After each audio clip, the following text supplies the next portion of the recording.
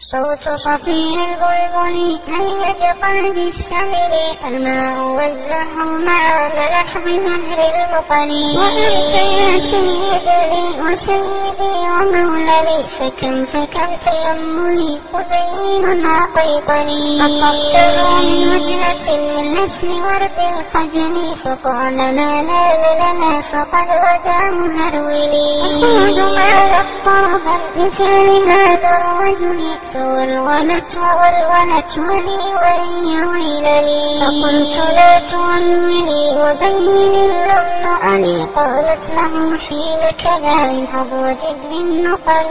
وفتية سقونني قهوة كالعسل، شممتها بألفي أزكى من القرنفل، في وسط بستان حولي بالزهر والسرور، والعود دندني والطبل طبطبني.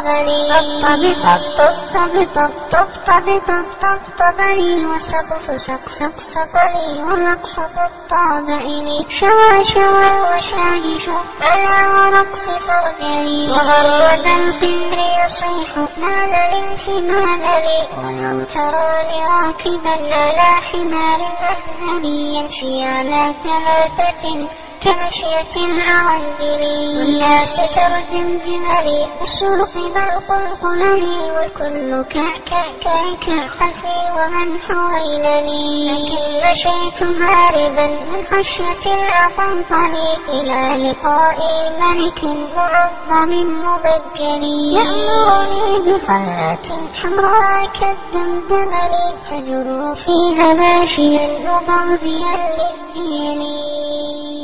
أنا الأديب المعين من حي أرض الموصلين، نظمت قطعا زخرفت يعجز عنها مدبري، أقول في مطلعها صوت صفير البلبل.